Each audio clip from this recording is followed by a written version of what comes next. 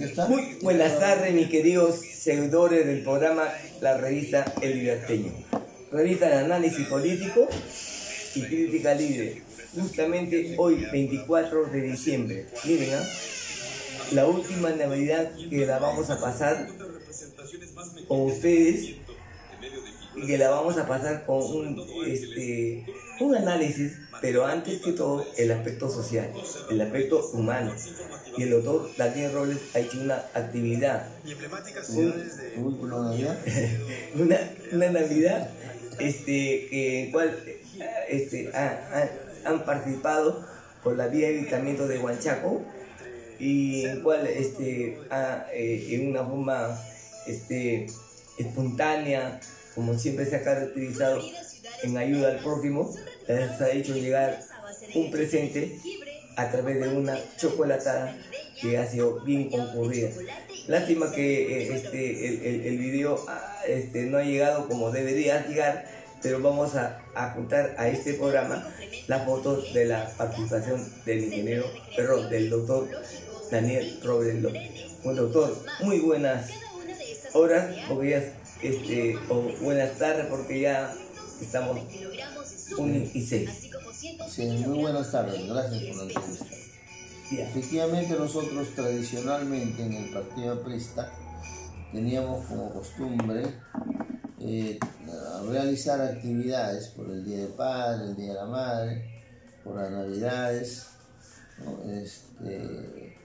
Reuniendo a todos los compañeros que formaban parte de nuestro equipo, ¿no? Y pasando un día agradable, ¿no? Para recordar esa fraternidad que siempre debemos tener entre los compañeros.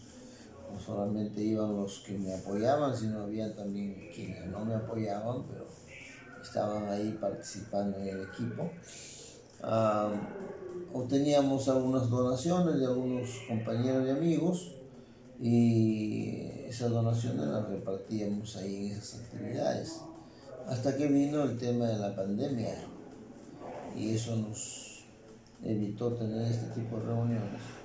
Y hemos intentado el día domingo revivir esta tradición que de una u otra manera mantiene vigente la fraternidad aprista, y de una u otra manera también hace pasar ratos agradables a los jóvenes, los adultos, hombres y mujeres, y niños del partido. Y se realizó, efectivamente, estuvo muy concurrida, se les ha repartido su chocolate con su panetón, ¿no? Y aparte de eso, el jefe del grupo familiar llevaba un panetoncito a su casa para que puedan compartir después.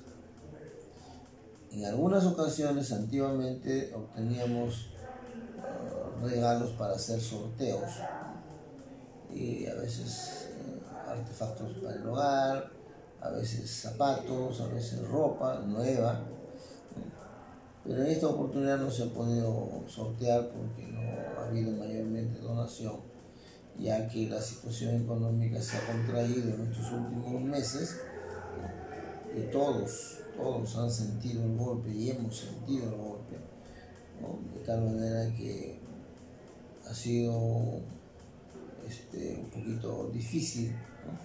Sortear ya artículos y artefactos.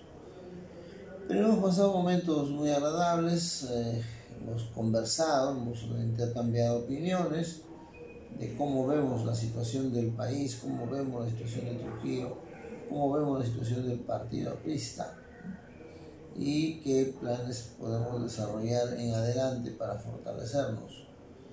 Y así que hemos pasado un día muy agradable, ¿no? Y a nombre del Niño Dios, que son las Navidades, ¿no? Hemos intercambiado opiniones, hemos intercambiado también palabras de agradecimiento en alguna u otra forma, y, como repito, fortaleciendo la fraternidad que debe existir entre los miembros del Partido Aprista Peruano. Bien, sinceramente me hubiera gustado participar, a pesar que me han invitado, pero sí sé de la de la capacidad de convocatoria, los lazos de fraternidad que te une a ti con la militancia y con el pueblo trujillano y liberteño. Te felicito también, y eso refleja la calidad humana que realmente te preocupa, así como otros colegas también con las limitaciones también hacen trabajo de protección social, ¿no? Pero en ti más se destaca porque tú has sido autoridad, es lo más importante, ¿no? Y sobre ese tema hay que analizar políticamente, aprovechando la oportunidad, por qué se ha escaseado la participación de los que siempre han participado con donativos. ¿Será en consecuencia del COVID? ¿Será por la presencia de los actos vandálicos que han destruido la actividad económica, que les ha generado bajas económicas porque la mayoría de sus productos, si no han sido saqueados, han sido putrefactados por la cuestión de la descomposición? Ante tantos días estar en abandono la gran cantidad de carga pesada que traían a los pueblos. A ver, quisiéramos escuchar tu... Sí, efectivamente es una situación económica y social muy difícil ahora por la que estamos atravesando, ya que hay inestabilidad económica, ¿no? Hay inestabilidad social, ¿no?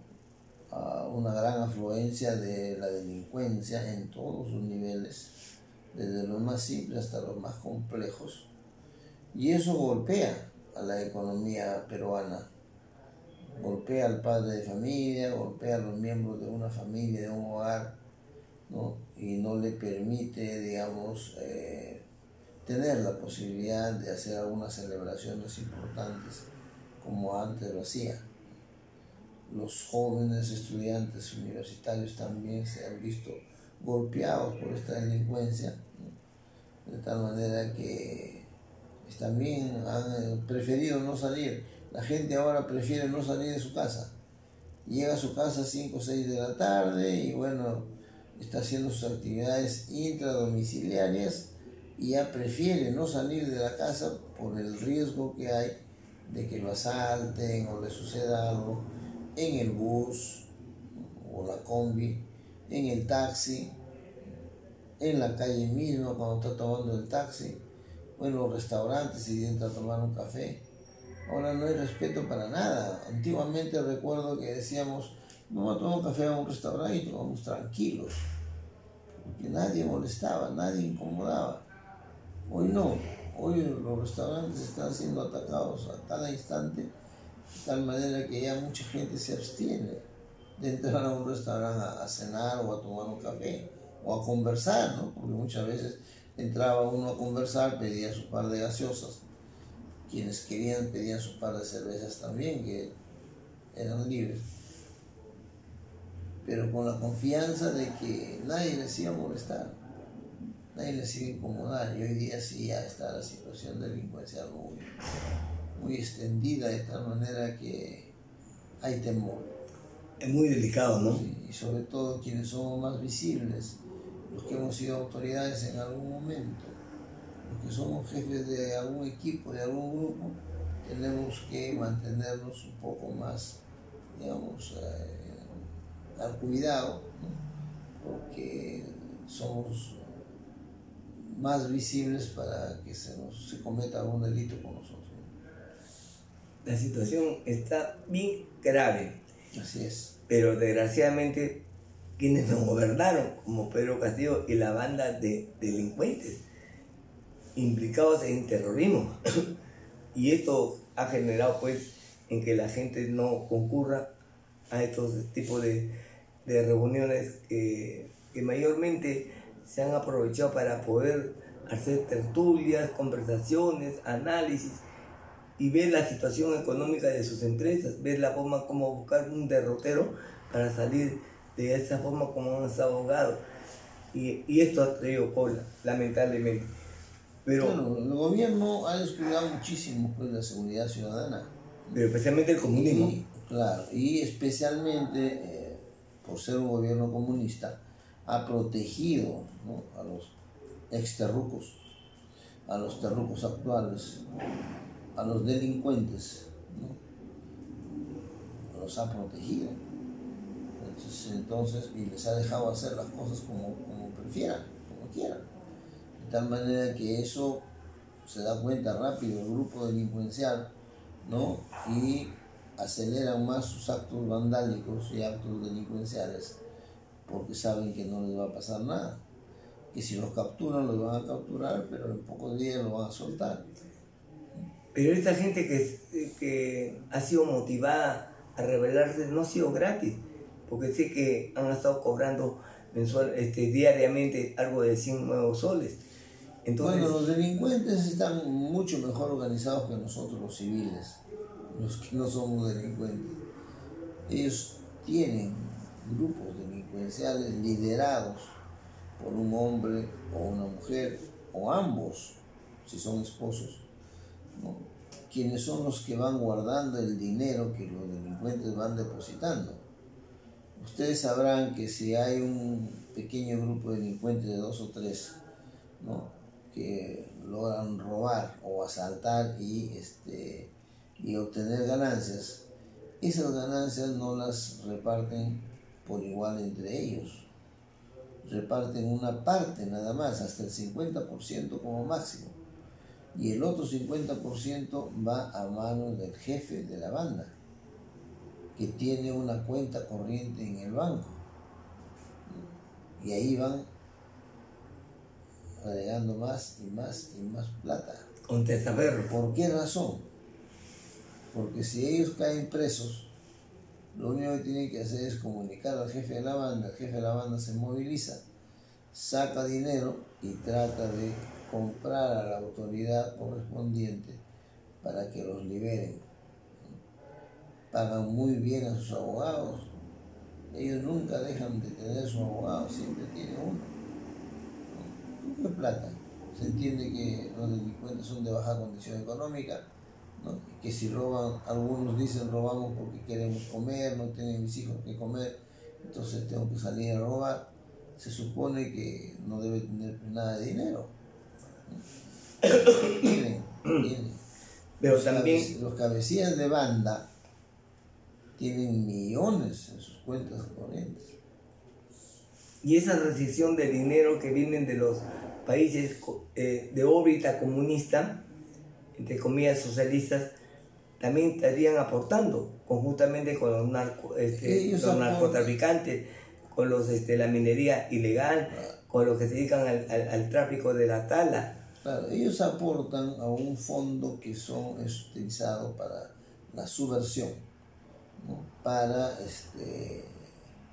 financiar los viajes de los terroristas ya conocidos, ¿no?, y que van de un sitio a otro y se reúnen con los futuros terroristas para enseñarles el manejo de las armas, el manejo del material explosivo, ¿no? Esos viajes, ¿quién los va a financiar? Tiene que financiar una organización, y esa es la organización terrorista, que tiene de todas maneras una buena cantidad de dinero, ¿no?, en sus manos, ya sea que está en el banco, ya sea que está enterrado, o ya sea que el cabecilla lo tenga en su cuenta corriente. Da la impresión que Evo Morales tiene mucho que ver en esto, porque la aparición de cantidad de armamento incautado por la Policía Nacional a grandes organizaciones provienen de Bolivia, o provenían de Bolivia. ¿Y cuál ha sido el futuro de esas armas? Claro, o sea, todos los países comunistas, ¿no?, con el cuento de la solidaridad entre ellos, se proporcionan dinero. Los que más tienen a los que menos tienen. Y los que más tienen, que no es dinero de ellos, pero es dinero del pueblo, pero lo utilizan para esos fines, son los gobernantes. Entonces, hacía lo mismo el extinto presidente Hugo Chávez, ¿no? Financiaba los actos terroristas que había aquí en el Perú, ¿no? Y ese era un dinero que venía en maletines y que eran traídos justamente por congresistas en esa época, ¿no? Verónica Mendoza. Congresista viajaba a Bolivia, Caracas, le daban un par de maletines, James Bond tipo Montesinos, y se venían con sus 2 maletines de dinero. Y como eran congresistas, nadie les revisaba. Valijas diplomáticas. Así es. Entonces llegaban acá y ya utilizaban ese dinero. Parte lo utilizaban y parte lo guardaban, ¿no? Los gobernantes en ese entonces. En sus bolsillos. En ese entonces, los gobernantes se enriquecían de esa manera. No se olviden ustedes la época del fujimorismo, la época de Ollanta Humala, ¿no? Cómo se financiaban los actos terroristas aquí en nuestro país. Ese financiamiento venía de afuera, ¿no? Y eso es conocidísimo. En estos tiempos usted era congresista y habían denuncias sobre el tema. Yo conozco y he conocido de congresistas que han viajado a Caracas en un mes, 14 días, en un mes, 14 veces, perdón, en un mes. Se han ido a pasear, se han ido a un evento cultural, digamos, 14 días en un mes. Bien extraño, ¿no? Claro, lógico, más que extraño. Irse hoy día y regresar pasado mañana a Caracas con los gastos de pasaje, ¿no? Movilidad, hotel, comida y todo lo demás, a pasear, a una charla cultural, no, nunca hubo motivo conocido, pero sí se sabía que venían con 2 maletines, ¿no? llenos. ¿Llenos de qué? No va a ser dólar, no va a ser de esa serpentinas para jugar carnavales, ¿no? Ahí estaba, no, venía los dólares. Pero ante esto, se supone que en el Congreso, el único partido político ideológicamente, doctrinariamente, iba a contrarrestar al pensamiento morboso y enfermizo de los comunistas, era el APRA. ¿Qué pasó con el APRA? Bueno, pues, ¿qué pasó? Tuvieron sus brazos delincuenciales metidos dentro del partido, infiltrados dentro del partido, que lo hicieron que salga del registro de partidos políticos. Y a eso se sumaron algunos candidatos que querían llegar, ¿no?, a la presidencia de la República y tenían que eliminar primero al APRA, ¿no? Tipo César Acuña, tipo Pepe Luna. José Luna, Pepe Luna. Entonces, pagaban bien, invertían bien, ¿no? Y ahí llegamos a salir. Y la gente no se daba cuenta. No, pues aparentemente todo era legal, aparentemente, ¿no? Pero después ya poco a poco la gente se va dando cuenta. En el partido no se daban cuenta. Sí, en el partido estaba cantadísimo todo, pero no. Muchas veces en las disertaciones que hemos tenido dentro del partido lo hemos dicho, lo hemos avisado con tiempo. Esto va a pasar, esto va a suceder. No, decían Robles le tiene bronca a los dirigentes. Y está hablando porque tiene bronca a los personajes que están mencionando, ¿no? No, yo no tengo por qué tenerle cólera a un individuo, y si le tengo cólera, Dios se encargará de castigarlo. Yo no soy más que un ser humano más, ¿no?, que tiene que luchar por vivir bien y mejor, pero honradamente, nada más. ¿Y se puede hacer eso? Si hay alguien que logra, claro, por supuesto que sí, si hay alguien que logra vivir bien, pero con tráfico, con mafia, con robo, con esto, Dios se encarga. Y todo el mundo acude a lo más fácil. Claro. Subirse al carro a lo más fácil. Por supuesto. Y se involucra en la corrupción directa o indirectamente. Sobre todo cuando hay un buen dinero. Que rompe el estómago. Claro, fácilmente hablan de 100.000, 500.000. Con razón. 1 millón, 2 millones, 3 millones, como si estuviéramos en el bolsillo 50 soles. Y qué importante es el factor educación. Si un pueblo no está bien educado, pierde valores. Entonces, ¿qué pasa? Que la educación está en manos de comunistas, egresados de universidades convulsionadas por senderistas, ¿no? Indudablemente no todos, pero la mayor parte sí. Y el Estado ha dejado pasar a esa gente que proviene de esas canteras infecciosas y no saben qué hacer hoy en día en frenar esa explosión social, porque prácticamente a los niños y a los jóvenes les malogran la mente contra el sistema. Es decir, fuera del APRA, dentro del escenario político, dentro del escenario congresal, ¿quién defiende a ese pueblo? Sí, pues efectivamente. El APRA, con todos sus defectos, me pueden decir cualquier cosa del APRA, pero con todos sus defectos, con todos sus problemas internos que ha tenido, sigue siendo el partido más sólido, el partido más honesto, el partido que ha luchado más por defender a los pobres y por instaurar la verdadera justicia social. Y eso nadie puede estar oculto a eso, o negativo a eso. Reconocido aquí en el país y reconocido en muchos países del mundo. Cuando yo conversaba con los congresistas coreanos o los taiwaneses, ¿no?, me decían, ¿cómo hace Alan García para hacer crecer el Perú, ¿no?, por encima de 5 puntos, mientras nosotros estamos en 0 puntos o -1 o -2? Pero incluso una vez serví de intermediario con el presidente de Corea para que pudiera conversar con Alan García, porque el presidente de Corea quería conversar con Alan García, quería que Alan le explique cómo hacía para mantener al Perú con un superávit anual, ¿no?, de 6 y 8.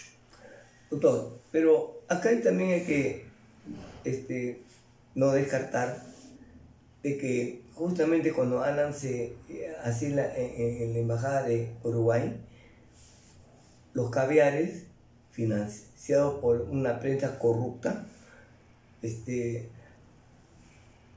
incluso con gobernantes corruptos, se fueron a Uruguay con una serie de jóvenes, entre ellos el Cisneros, que no me equivoco, a desprestigiar a Alan García. Y la embajada se quedó callada. Es decir, ya tenía un plan estratégico para que no lo oscilen a Alan García, y ahora estos mismos personajes luchan para que Pedro Castillo tenga el derecho de asilo. Entonces, ¿nos podría explicar algo sobre este tema? Porque usted lo ha vivido. Incluso en ese tiempo lo agarraron a puntapié, a patada a Lucho Alba, que es una persona mayor de edad, y que él decía, estoy pasando por la embajada, pero le metieron el cabe y también lo apanaron. Y celebraron, pues, gente que él mismo llevó a trabajar cuando fue premier y cuando fue ministro. Entonces, ¿cuál es la lógica? ¿Trabajar o no trabajar con el partido? A pista. Claro, lo que sucede es que cada embajada también tiene su momento político, ¿no? Así el país sea conocido como comunista, por decirlo, ¿no? El gobierno que tiene en ese momento puede tener otro tipo de inclinaciones, ¿no?, o de cariño hacia otra línea política, y se comporta de acuerdo a la línea política que tiene en ese momento. Entonces, sí, esos son hechos que han sucedido y que todo el mundo lo sabe, ¿no?, lo conoce.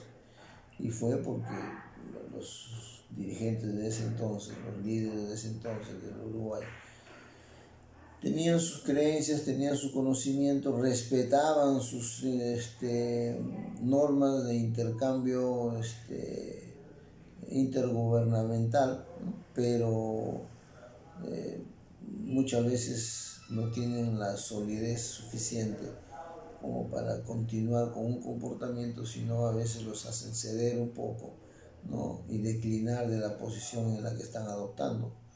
Y eso va a suceder siempre, ¿no? Y como el caso de México con López Obrador.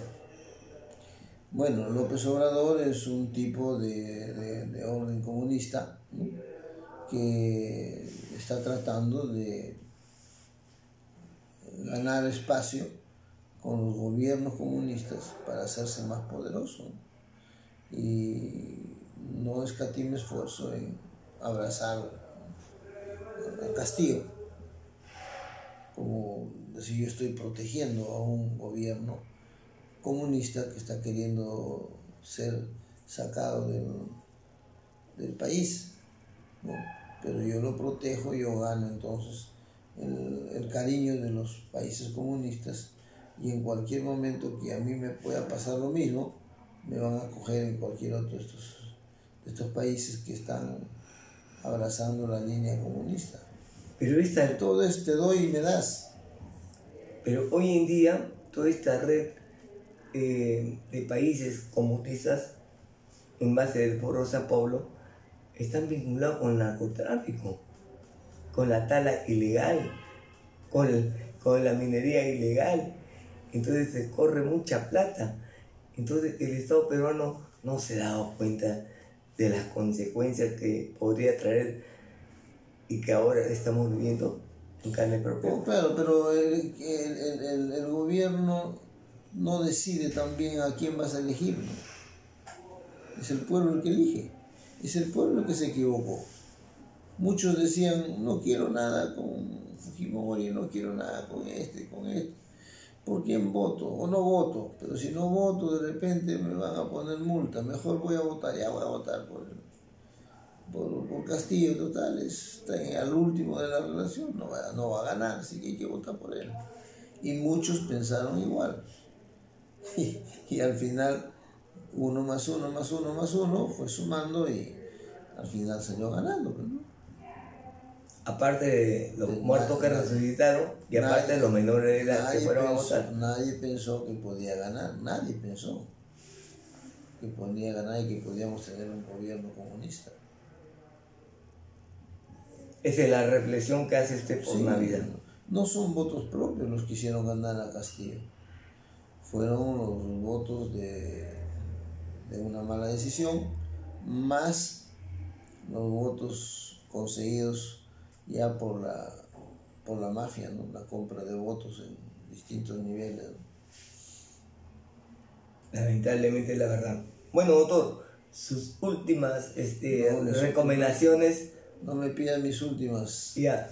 Porque todavía pienso vivir mucho más. Ya, entonces, por esta Navidad, el mensaje. Que todos tengan un momento de reflexión, que es natural y necesario tenerlo, por los momentos difíciles que estamos viviendo en nuestra sociedad. Que todos abracen a sus hijos, a sus familiares, como una muestra de cariño invalorable, que no debe terminar, que debe continuar por siempre. Que todos rueguen a Dios y Dios los va a escuchar, que les dé salud, que les dé trabajo, que les dé fuerza para superar todos estos momentos difíciles que estamos viviendo. Y todos vamos a estar unidos en un solo abrazo a las 12 de la noche, ¿no? Celebrando el día de la Navidad. Que Dios los bendiga. Feliz Navidad para todos. Feliz Navidad. La palabra del doctor Daniel Robles, desde una parte del Trujillo, una parte del Perú, de todo corazón. Feliz Navidad, doctor.